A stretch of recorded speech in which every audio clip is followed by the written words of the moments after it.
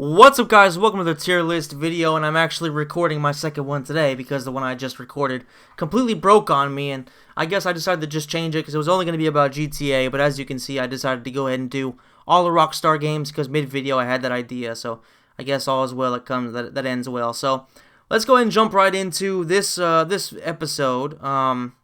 As you can see, it's literally every Rockstar game that has been released, either as them as a publisher or as a direct developer. So, I mean, there's a lot of great games on here. There are a few that aren't particularly good, but yeah, there's some that are just legendary. So let's go ahead and start off with GTA 4, which is for me personally one of the I don't know. It's like one of the GTAs with the most that I have the most mixed feelings towards. I feel like GTA 4 does a lot of good things right. For example, the story itself is actually really good. There are some things about it I don't like too much, but I'll maybe discuss that in a video specifically about GTA 4 sometime. I don't know if I'll ever do that, but I mean, it's one that I could potentially do. Let me know in the comments if you'd like to see that. But GTA 4, I feel like the story was good, but a lot of the characters were just pure shit, and in particular, Roman was a terrible character. Really, really annoying, really boring, and really just frustrating, because anytime you were driving around, he would always want to play bowling with you, or he was always trying to do something with you, and it was just really, really frustrating. But I think that the biggest issue with GTA 4 itself was, of course, the driving, and that's a big problem in a game where you spend almost all your time driving. The shooting mechanics weren't too bad, but the driving itself was just horrible, so it really was a problem, and one of the reasons why I can't really put it anywhere higher than a B, honestly. It's not a bad game. In fact, it's a good game, and it's one that I would maybe replay, but honestly, for how long it is and how frustrating the driving is, I probably wouldn't.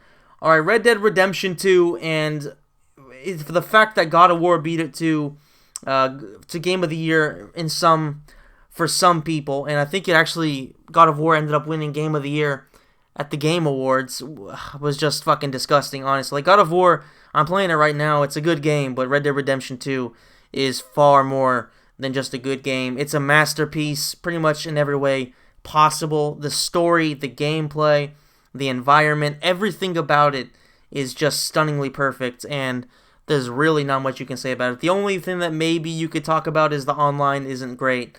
But I mean, like, who the fuck plays a Rockstar game for online? I guess technically that's stupid to say, because in this day and age, a lot of people play GTA or Red Dead 4 online. But for me personally, the single player side of things will always be the most important in gaming in general. So Red Dead Redemption 2 has to be an S. And I mean, I don't think there's literally anybody who can debate that. It's just impossible.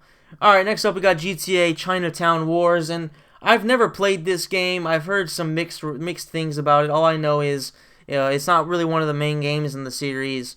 I've seen some clips. Doesn't look too great. So I'm not going to necessarily put it as an F tier game, because I don't think it's quite as bad as some of the other GTAs, like GTA Advance, which I actually don't see here. So GTA Advance should be on this list. Maybe maybe I'm only talking about, yeah, it's clearly only main console releases. But regardless, GTA Advance would be right here, absolutely. But Chinatown Wars also, yeah, I'm just going to go ahead and put it as an F, honestly. Like, I haven't played it, but I know it's not one of the better ones in the series. Liberty City Stories is actually a game that I on and off play on my phone. I haven't played it on any other platform, so on my phone, it's kind of hard to play because, of course, you're playing with the shitty controls that you get on phone games. But the game itself is actually pretty good, of course, set in Liberty City, so the characters are really entertaining, the city itself is entertaining, and there's plenty to do. If it weren't for the fact that, like I said, the controls on the phone are pretty shit, then it would actually be a pretty solid game. So I don't really think it deserves anything less than a C. I feel like I said, if you're playing on a console, it's going to be really, really fun to play. Console as in PSP. GTA 2. Now, I haven't played this in a long-ass time, and I did play it for the first time after I already played GTA 3 and GTA Vice City. So take that in mind. I didn't play it when it was still relevant. I played it after the incredible rebuilding of what GTA is, so take that in mind. However, like, just for the sake of having respect for the origins of the series, I'm not going to put it as an F, But for me personally, keep that in mind, for me personally, somebody who played it well after the games had taken a completely different direction, I have to put it as a D. GTA 3. Now, this is where the real GTA, for me personally, started. This is the first GTA that I really started to play quite a bit, and it's one of the best games I've ever played, especially if you take into consideration what it was in 2001. Now, the controls compared to what they are now are very rudimentary. The world itself was very rudimentary, but there's no denying that the charisma of the characters, driving around Liberty City, all the cool things you can do in the game, it was groundbreaking, it was revolutionary, and it's one of the best games of the PS2's generation, I would say, just because of what it did for gaming. So I don't think it's quite S tier. In fact, I would say it's borderline between A and B. It would be like an A minus or a B plus, but I'm gonna go ahead and put it as an A just because it was so groundbreaking. Vice City Stories is a game I've never personally played, but I've seen the cutscenes or the movies, or as people like to call them nowadays, on YouTube. So I know what happened, all that, and it looks like actually a really, really good game. Of course, it's on the PSP, so keep that in mind. Those handheld versions of these games are never quite as good as they are on the consoles, just because there isn't as much power on the handheld versions. So you can't really compare it to full-on Vice City, but as its own little spin-off of the Vice City main game, it's not bad at all. So I'm going to go ahead and put it as a C. It's kind of like Liberty City Stories. It's pretty much the same thing, as is entailed by the names. GTA San Andreas. Now, GTA 3 was groundbreaking. Vice City was amazing. But GTA San Andreas was a completely different monster in terms of the development of what gaming could be. Now, the world itself isn't that big, because you can actually get around the entire, I guess you could say, that the entire San Andreas area, not in not too much time if you're driving around. There's a lot to do in the game, though. That's the biggest thing, is that there's so much to do, whether it's in Los Santos, San Fierro, or Las Venturas. There are so many activities. For fuck's sake, you can buy a shit ton of houses, you can go to the casino, you can go to Area 69. There's so much stuff, so much thematic stuff as well, and the story is actually really, really good. It's one of the best storylines, I would say, in GTA. I mean, of course, CJ is in Liberty City, his mom gets killed, and he goes back to Los Santos. Or did she die? I can't remember if she got killed or she died. Regardless, he goes back to Los Santos for the funeral, and he is immediately thrown right back in the mix of the gang war between the Grove Street gang and the Ballas, aka the Ballas, if you live here in Italy. So it's just a really, really good story with betrayals from Big Smoke and Ryder. A lot of interesting twists that you wouldn't expect as you're playing the game. So it's just a overall really, really good game. The cheats in it were amazing, so there was so much fun stuff to do, and it has to be an S. There's no doubt about it. Anybody who says it's not an S is just lying to you. Manhunt and Manhunt 2, I'm just going to do these two together. These are two games I have not played. They don't look like something I would be particularly interested in. I've seen some clips about them. I'm going to go ahead and put them both as an F, just because, I mean, fuck it. For Rockstar standards, are you kidding me? Manhunt? Get the fuck out of here. Max Payne. Let's talk about Max Payne first. I'm going to go ahead and talk about Max Payne before we get into Max Payne 2. Max Payne 1 is in my top 5, if not my top 3 favorite games of all time. You might be thinking, like, how? But the story, the way it was told, the noir aspect to it, everything about it, the gameplay, quick time, bullet time, everything was just so damn good. And the fact that this game came out in like 2000 or 2001 just goes to show you that even if you don't have a big budget, you can make a game that is not only good, but it is revolutionary, because this game added mechanics that you can see in a lot of other games. Of course, bullet time was unique, and just so many things about it make this one of my personal favorite games of all time. I feel like, it definitely 100% merits the S that I'm about to give it. Unfortunately, the games afterwards weren't on that level, but this game right here, it's just legendary. There's a reason why, to this day, people consider it one of the best games on the PS2. All right, so The Fall of Max Payne, the sequel to Max Payne 1. This game actually does get a lot of things right. The gameplay is still really, really fun. The problem is, first of all, they changed Max's face, so he doesn't look like Max Payne. He looks like a different person. That's the first thing. The second thing is that they made it a bit too much of a love story. Like, it literally is the fall of Max Payne, and it's pretty much the fall of Max Payne the series. And despite being, in my opinion, a really, really fun game, like, it's not Max Payne 1, but there's still plenty of good things about it. I would replay it any day of the week. Like, literally, just put the game in front of me and I will play it and I'll beat it. It's that fun.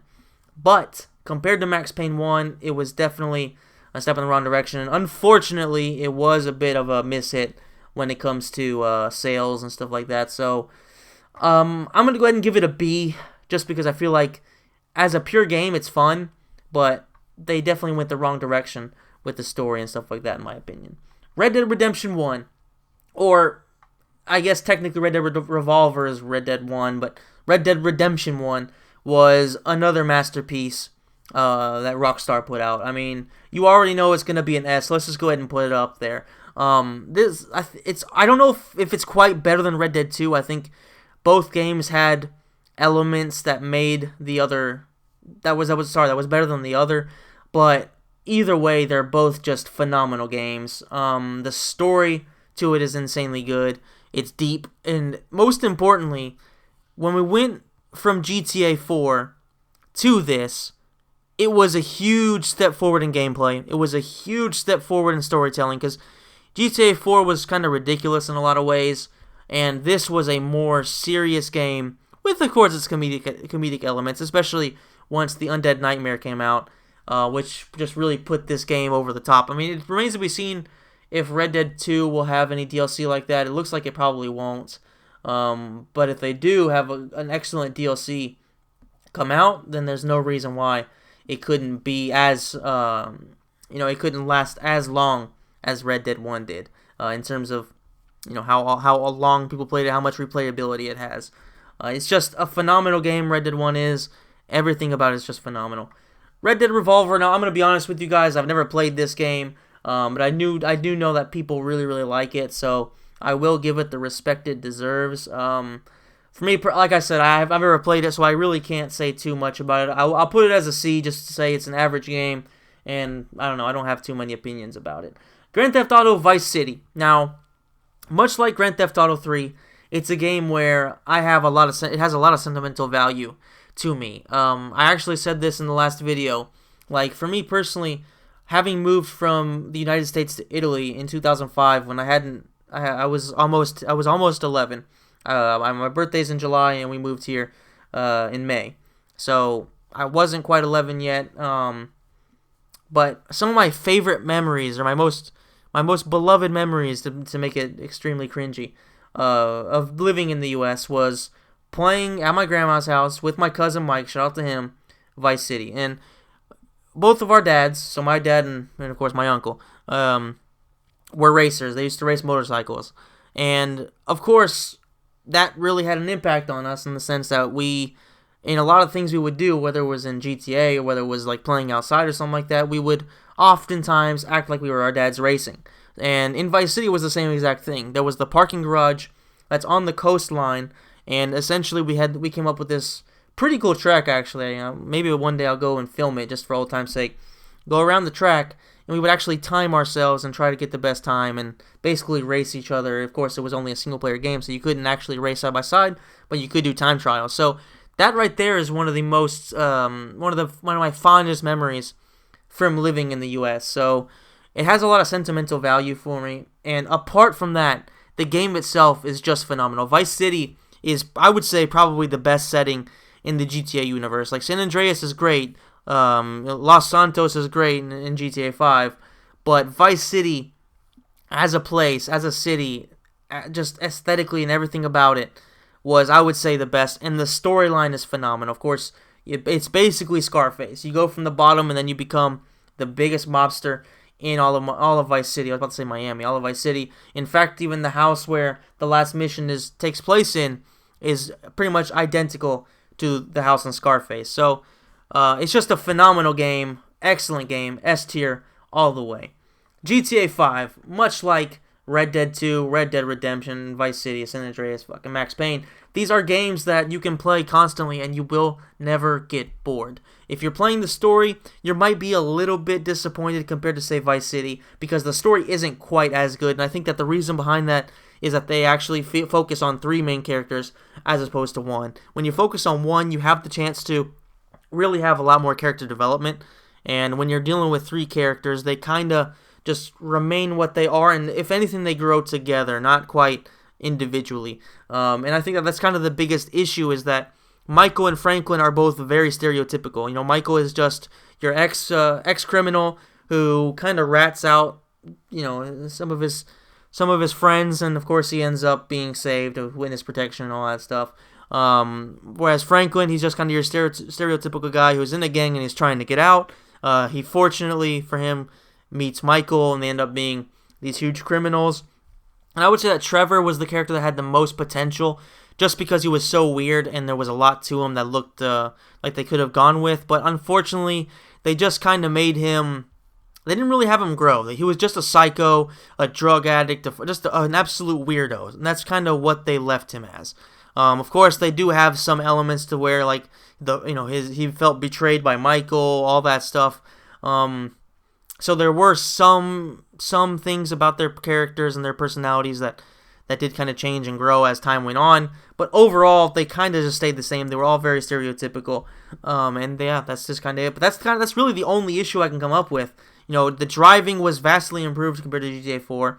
There was so much to do in it. You know, there's so many things you could do, especially like if you go and play online. All the stuff that you can do in the story mode, you can also do online. You can do it with friends. So there was just so much stuff in the game. It has to be an S tier. And there's a reason why in 2020, 7 years after the game came out, this is still among the top games being sold to this day. To this day. I think it was, a few days ago, GTA 5 was 6th on the list of top sold games over like a week or a month or whatever it was. So pretty insane that after so many years, this game is still one of the highest selling games. Max Payne 3. Alright, so Max Payne 3 was a game I was supremely hyped up for. In fact, I bought the expensive-ass special edition, which came with a nice Max statue.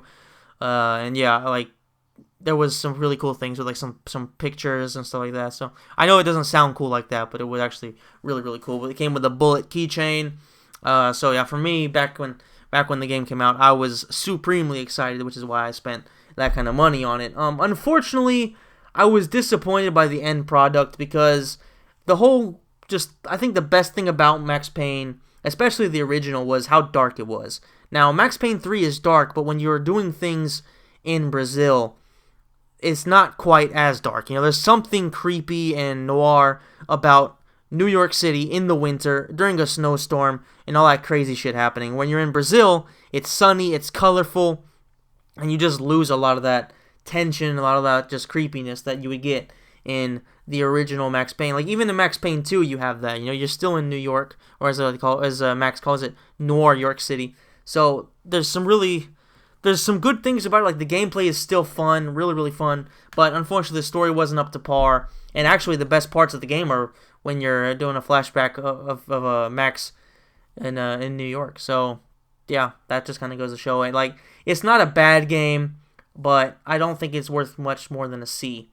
Alright, Bully. Now, I'm going to get hated on for this, for like the 6 people that watch this video, because I know that Bully is a game that really has a huge fan base. I know so many people love it, but it's just not my cup of tea. What little I did play of it on my computer, because of course I have the entire Rockstar collection on my computer. There was a huge sale on a company where basically if you donate like $20, I think it was, they gave you every Rockstar game made. So I literally have all these games on my computer. Yeah, like, it's just, what I played of it, I wasn't really a fan of. Maybe one day I'll get to actually playing the whole game, but it just didn't really speak to me all that much. So I'm going to go ahead and put it as a D. Like, honestly, you guys can destroy me in the comments as much as you want, but that's just kind of how I feel about it. And last but not least, we have the OG GTA, the very first game in the series, and of course, it is basically nothing like the games we have nowadays, so keep that in mind. And just like GTA 2, I had never played this game before I played GTA 3 and GTA Vice City, and GTA San Andreas, actually, now that I think about it. So, it has been a bit different for me than it probably will be for a lot of people who played this when it first came out. This, of course, was an arcade game, and it was just very, very different. So, yeah, honestly, much like Bully and much like GTA 2, you can hate on me for it, but the only reason I'm not putting it as an F is because it has so much historical value. It was literally the birth of arguably the best video game series of all time, and yeah, so I'm gonna put it as a D just because for me personally, playing it when I didn't particularly care for it, but it's because I was used to something that's completely different and so much more and so much better. So that's it for this list. As you can see, there are a few average ones, but take into consideration that 2 of these, of course, weren't even main main console releases. Haven't played this, and of course, a lot of these probably could be higher if you are a little bit different than me in terms of taste. So Rockstar has some extreme masterpieces. They have some duds, but for the most part, I would think that. And there's also LA Noire missing. I just realized this. This list is missing LA Noire. So let's go ahead and pretend that I'm talking about LA Noire. Maybe I'll stick the picture here just for myself later down the line. Well, there's nothing here, but anyway, LA Noire. I mean, LA Noire is one of my favorite games from the Xbox 360 and PS3. My man Shepard, shout out to him. He unfortunately had a game-breaking bug to where in the mission where you're supposed to go meet the taxi or something like that, the taxi never shows up. I think it was a crash taxi, and it's just never there. So he never got through it, but I've tried to convince him a few times to restart it because the game is just so damn good. And it's just so it was a completely different kind of game than anything else that GTA has done. There's really nothing like it on the market. I would really love to see an LA Noire 2 come out. I don't know if I want LA Noire 2 more than GTA 6 or what, but I definitely want both of them as fast as possible. And it was just one of my favorite games. Now, me personally, especially when I played it the first time, I was and am a huge fan of Detective Story and all that kind of stuff.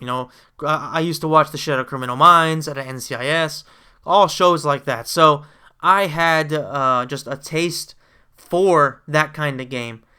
There were some things about it, like the extremely uncharacteristic decisions of the main character Phelps.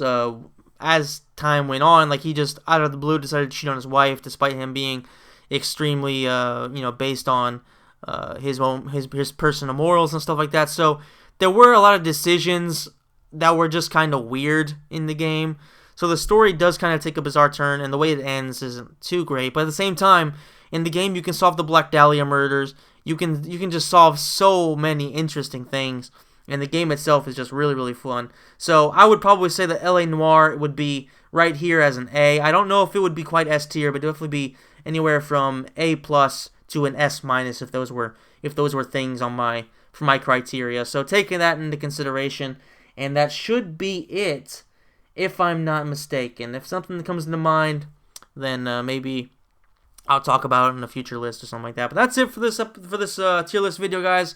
Let me know in the comments section down below what you think I got completely wrong and what you think I got right. Let me know what you think about the video, hopefully with a like. That's, of course, very important. Anytime a like is put down, that helps me out quite a bit. And the best way you can support me is by hitting the notification bell, because YouTube doesn't give a damn about small channels like me. And as always, guys, thanks so much for watching, and I'll see you in the next video.